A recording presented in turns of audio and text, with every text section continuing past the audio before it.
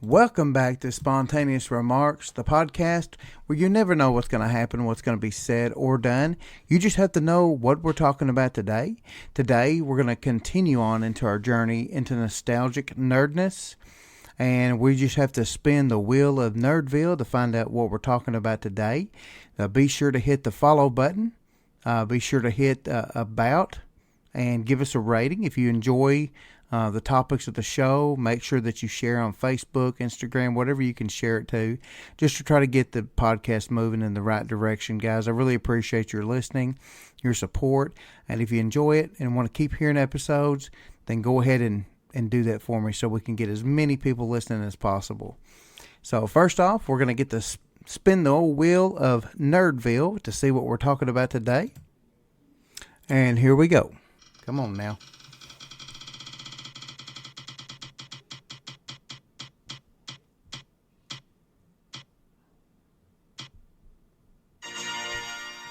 All right, it's time to set phasers to stun, initiate the launch sequence, get the shields up ready for action, hit the red alert button, and let's not forget, engage. As this episode of Spontaneous Remarks, we're talking about Star Trek.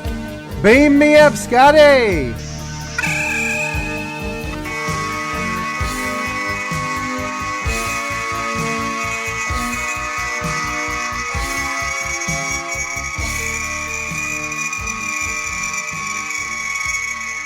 Welcome back to Spontaneous Remarks. I'll be your host, Mark. Thank you so much for joining in with us today. We've got a very deep subject to talk about, and hopefully we can get it all done in this episode. Episode 4 of Spontaneous Remarks. Thank you so much for listening. So we're going to dive into the world of Star Trek, and this is a very, like I said, a deep subject. The Star Trek franchise actually started September 8th, 1966. Now, I know, I was talking about, me growing up and wanting to do this show as something just, nostalgic for my childhood. Well, my Star Trek began because my sister was a big Star Trek fan, but I really enjoyed watching the movies with her. And then also the Next Generation come out in the 80s, so that was kind of my Star Trek. She grew up watching this. It was on in syndication after school. So I saw the original series off and on then. But Star Trek is set in the 23rd century following the ventures of the starship USS Enterprise and its crew led by Captain James Tiberius Kirk as they explored space, encountered alien civilizations, and dealt with many different social and political issues, all allegorically. Now, despite initially low ratings, the series actually gained a very devoted fan base and became a cult classic thanks to all the progressive themes, diverse cast, and even a thought-provoking storyline. Surprisingly, it was canceled after only 3 seasons in 1969, which I didn't really know that at the time when I was growing up, obviously. We didn't have things back then like, Wikipedia, Facebook, Google, and all that stuff, so I didn't even know that at the time. But the franchise's cultural significance extends far beyond any television roots. I mean, it spawned Star Trek The Next Generation. That ran from 1987 to 1994. Like I said, that's what I grew up watching. Star Trek Deep Space Nine was 1993 to 99. Star Trek Voyager, 1995 to 2001. And then the prequel of everything, Star Trek Enterprise, 2001 to 2005. And each series explored different aspects of the Star Trek universe, introducing new characters, species, and storylines while maintaining the franchise's core values of exploration, cooperation, and tolerance. Star Trek's expanded, as many people know. I mean, there's media, books, films, novels, comics, video games, and merchandise. We're all collectively known as Trekkies, and we celebrate Star Trek's ideals of optimism, diversity, and scientific progress in many different ways. Now, culturally, Star Trek has had a profound impact. Not only does it influence science fiction, but also popular culture at large. It's funny because I always tell people, a lot of people used to make fun of Star Trek and make fun of nerds, but a lot of the technology we see in Star Trek, or we have seen in Star Trek, we actually use today. the computers, I mean, we can actually now talk to Siri. We could talk to Alexa, and that's what they did on Star Trek. They would say, computer, and would tell the computer to do something for them, or analyze this, or scan this, and the computer would do that, just like we have AI today. We have things that we can use today. The tablets on Star Trek are iPads today. I mean, everything that we see. The only thing we hadn't invented yet is transportation, teleportation, and I'll tell you what, that would cut back on a lot of commute time. So anyway, Star Trek franchise that has been one of the most enduring and influential properties in popular culture, embodying the spirit of exploration, discovery, and the human capacity for progress. Gene Roddenberry is the creator. He had a visionary outlook on the future of humanity. He conceived Star Trek as more than just a science fiction adventure. It was a platform to explore complex social, political, and ethical issues while presenting an optimistic vision of the future. Exploration, as we all know, Star Trek starts off space, Bing. The final frontier. Bing. These are the voyages of the Starship Enterprise. Its 5-year mission: to explore strange new worlds, to seek out new life and new civilizations, and to boldly go where no one has gone before. What in the world is this? Oh my gosh. Turn this crap off. Anyway, you get the point. Well, anyway, that's kind of what you heard. Not really. But anyway, that's what Gene Roddenberry's vision was all about. Exploration, both in outer space and of humanity itself. Star Trek depicted a future where humanity had ventured out into the cosmos, encountering all kinds of new civilizations, species, phenomena. And the exploration wasn't just about boldly going where no one had gone before in a physical sense, but also about exploring the depths of human potential, curiosity, and understanding. One of the most notable aspects that Star Trek had was a commitment to diversity and inclusivity. Roddenberry intentionally created a diverse crew for the USS Enterprise, including characters of different races, ethnicities, and backgrounds. This diversity was not just superficial, but it was so important to the show's message of unity and cooperation. By showcasing a future where people from all walks of life could work together harmoniously. And Star Trek promoted that idea that diversity is not just a hindrance, but a strength. Perhaps the most enduring theme of Star Trek is its unwavering optimism about the future. Despite the challenges faced by the crew of the Enterprise, they always approached situations with hope, ingenuity, and a belief in the fundamental goodness of humanity. Gene Roddenberry envisioned a future where humanity had overcome its petty conflicts and prejudices, and where poverty and disease were largely eradicated, and where people worked together for the betterment of it all. And the optimistic outlook served as a beacon of hope for his viewers, inspiring them to strive for a better future in their own lives and communities. Roddenberry's vision for Star Trek wasn't just for entertainment. It was a reflection of his own beliefs and values, and through the themes of exploration, diversity, and optimism, he sought to inspire audiences to imagine a better world and to recognize the potential for positive change within themselves and society at large. And decades later, his vision continues to resonate with audiences around the world, and that's what makes Star Trek not just a beloved franchise, but a cultural touchstone for generations of fans. Earlier I talked about the technology. So many technologies depicted in Star Trek, they have inspired those real-world inventions. I kind of touched on it, but, we have the communicator, essentially a handheld device for communication. Well, now we have smartphones. Not only that, but tablets. I mean, we have the iPads. Even the voice-activated computer systems, like I mentioned earlier. I mean, it's crazy to think that back in the 60s, Gene Roddenberry envisioned computers where we can talk to him, and now here we are, where we could say things like, "Hey Siri," and I heard it over there. My iPad beeped, and it's just interesting. Medical advancements, all these medical things that happen. I mean, the show depicted devices like the tricorder, which could diagnose medical conditions quickly and non-invasively. Today, researchers are developing similar handheld diagnostic tools for real-world medical settings. Additionally, the concept of regenerative medicine, as seen with the use of dermal regenerators to heal wounds in Star Trek, that has influenced research into tissue engineering and wound healing technologies.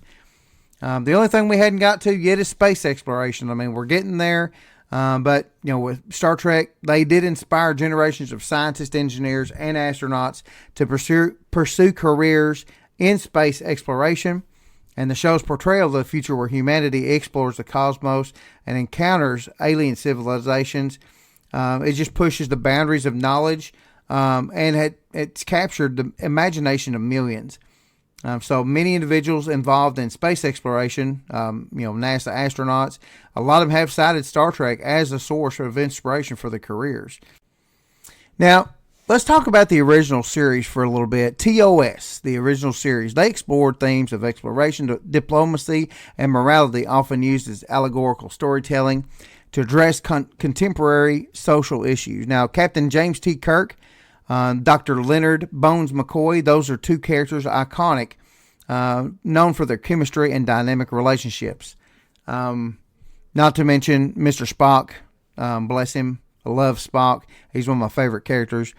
And the original series laid the foundations for Star Trek franchise, including audiences to have the concept of space exploration and the crew of the USS Enterprise. Star Trek The Next Generation expanded on those themes of exploration and diplomacy while delving deeper into philosophical and ethical dilemmas.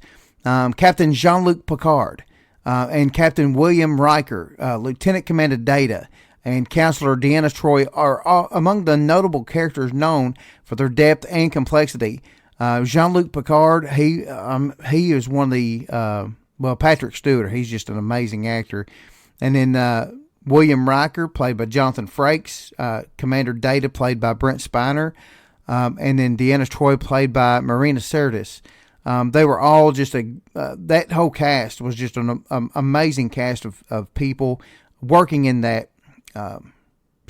show. Just filled my childhood with such it was such a fun time just to watch. I wanted to be there. I wanted to be on that ship, and I've often said if there was a Starfleet Academy right now, I would definitely join, because that is one thing I've always wanted to do. That'd be something cool to do.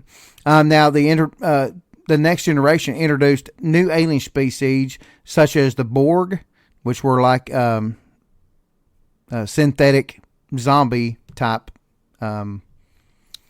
bad guys, and the Ferengi, and it further developed Star Trek's universe's lore and mythology. And then we have a couple that I never really got into, even though I do love Star Trek Deep Space Nine. They explored themes of politics, religion, consequences of war, offering a darker and more serialized approach to storytelling. There's Commander Benjamin Sisko, Major Kira Nerys, I hope I'm pronouncing that right, Odo, and Quark are among the ensemble cast known for their nuanced character development. And then there was Star Trek Voyager. I did think that the Star Trek Voyager's story was pretty interesting. I don't remember exactly what happened, because this is another one I didn't really get into. They had been attacked by something, sent 100 light years away or something, and it was going to take like 74 years to get them back to Earth, and so they had to make this long voyage back. Captain Catherine Janeway, the first female captain we saw, Commander Chakotay, Lieutenant B'Elanna Torres, and Seven of Nine are among the characters known for their resilience and adaptability. Star Trek Enterprise was the prequel to these. Scott Bakula played the captain, Jonathan Archer, and this explored the early days of space exploration and humanity's first steps into the unknown, reflecting on the challenges and ideals of the fledgling United Federation of Planets. Each series within the Star Trek universe brings its own distinct flavor and contributions, which enriches the franchise's mythology and continues to captivate audiences with its exploration of the final frontier. Now, let's go back into the original series and talk a little bit about those characters. Captain Kirk, he epitomizes leadership, bravery, and charisma. He's a very interesting character. His adventurous spirit, moral compass, and willingness to challenge authority make him such a compelling figure. One thing that he's always been known for is he was the only one to defeat the Kobayashi Maru. And I'm not going to tell you what happened. You just have to watch the movies and find out. But that was a no-win scenario. You had to choose whether to try to go save a ship called the Kobayashi Maru, because it was stranded in the neutral zone. But hold on, the neutral zone, well, there was a treaty, and if you crossed into the neutral zone, you were in violation of the treaty, and you were immediately attacked by Klingons or Romulans or whatever the case may be. It was a computer simulation. So go watch the movies and figure out how he was able to defeat those things, and just enjoy it, because it was very interesting. Now, Spock, he was half human, half Vulcan, science officer, and he was the embodiment of logic, intellect, and emotional complexity. It was his struggle to reconcile his Vulcan heritage with his human emotions that adds the depth to his character. Spock's stoic demeanor, sharp wit, and iconic catchphrases like "live long and prosper" have made him one of the most beloved characters in the franchise. Fans are drawn to his inner conflict and his journey of self-discovery. One funny thing to know about Spock is that me and my wife were watching Big Bang Theory the other night. We are a little bit behind. We're watching it on Max. But Sheldon had got a cardboard cutout of Spock, but it was Zachary Quinto's Spock, not Leonard Nimoy's, and he was not happy about it. And then we go to the Next Generation. Captain Jean-Luc Picard. Now, he was a symbol of wisdom, diplomacy, and moral authority. He had thoughtful leadership, intellectual curiosity, but he also had that commitment to principles that made him a respected and admired figure. Picard's eloquence, integrity, and sense of duty have endeared him to fans. His nuanced portrayal of leadership, coupled with his moments of vulnerability and introspection, make him such a relatable and inspiring character. And if you've never seen any of the Star Trek shows, if you can catch the Next Generation episode called Tapestry, it's an amazing episode all about Jean-Luc Picard, so check it out. Commander Benjamin Sisko of Deep Space Nine, he is a complex character, and he embodies resilience, pragmatism, and moral ambiguity. His role as both a Starfleet officer and a religious figure adds layers to his character, and it was Sisko's determination, strength of character, and unwavering commitment to his beliefs that resonate with many fans. His journey from a grieving widower to a revered leader showcases his depths and evolution as a character. And then we have Captain Catherine Janeway from Voyager. She is just a trailblazer as the first female lead captain in the franchise. Her intelligence, resourcefulness, and material instincts make her a unique and compelling character. Janeway's strength, resilience, and compassion made her a role model for fans, particularly women, obviously. And her unwavering dedication to her crew and her willingness to make tough decisions in the face of adversity have earned her a place in her fans' hearts. And then, last but not least, we have Captain Jonathan Archer from the prequel called Enterprise. Archer was a pioneer. He led the humanity's first steps into deep space exploration. Then we have Captain Jonathan Archer from Enterprise. He was a pioneer, leading humanity's first steps into deep space exploration. His optimism, sense of adventure, and determination to uphold Starfleet ideals despite the challenges make him a symbol of hope. Archer had an adventurous spirit and a sense of duty, plus a belief in the potential of humanity, and that's why he resonated with his fans. And his role in laying the groundwork for the future of Starfleet and the United Federation of Planets also adds very much a significance to his character. So let's talk about the films for just a second. So we had 6 original series films. The Motion Picture, Star Trek The Wrath of Khan, The Search for Spock, The Voyage Home, The Final Frontier, and The Undiscovered Country. Those were the original series with the original cast, all 6 movies. And then the Next Generation had 4 movies. Generation, First Contact, what was the other 2 after? don't remember, Insurrection, and Nemesis. And after those 4 movies, the Star Trek movies stopped until they revitalized the movies with the new cast with Zachary Quinto, Chris Pine. They went back and did kind of a reboot of the series, which they were good movies, but I didn't like the direction they took them. And you'll just have to watch them. I'm not going to give you any spoilers. If you want to know, go watch the movies.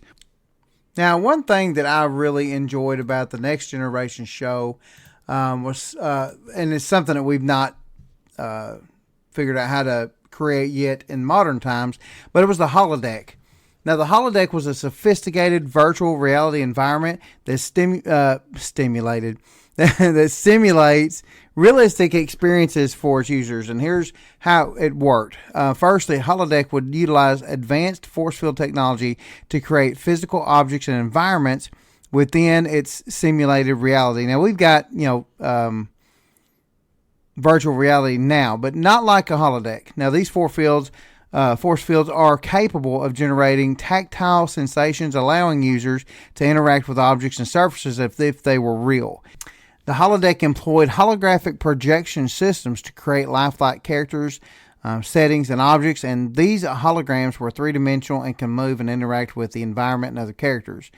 You controlled the holodeck by the ship's computer system, which generated and managed the simulated environments and characters, and users can interact with the computer to customize their experience and select pre-programmed scenarios. So you go in there and say, hey, computer, Hamlet Act 1, Scene 4, and it would project these holograms to do what Hamlet Act 1, Scene 4 would do. And so you could essentially act out your own play and be that character that you wanted to be. The holodecks provided users with a fully immersive experience by stimulating all 5 senses: sight, sound, touch, taste, and smell. The holographic projections are indistinguishable from reality, allowing users to engage in a wide range of activities and experiences. And there were safety protocols as well to ensure the safety of its users. The holodeck is equipped with safety protocols that prevented physical harm or injury, and these protocols monitored users' actions and intervened if there was any risk of danger, such as colliding with objects or falling from heights. And so the holodeck did consume significant amounts of energy to operate, drawing power from the ship's warp core or other energy sources. And because of this, the usage of the holodeck is typically regulated to conserve energy and prevent strain on the ship's systems. Now, one thing I will say that's kind of funny that I always thought was interesting about whatever problem that happened on the Star Trek, The Next Generation, you would always have some horrible problem within the ship, and they couldn't figure out how to do it, how to fix it. What were they going to do? Power systems were failing, and life support was going down. And then all of a sudden, about 45 minutes into the show, Lieutenant Commander Geordi LaForge would say, oh, maybe if we increase the warp core just this much, it would allow yada, yada, yada, yada, yada. And the show would be, that would be the solution to fix whatever the problem was.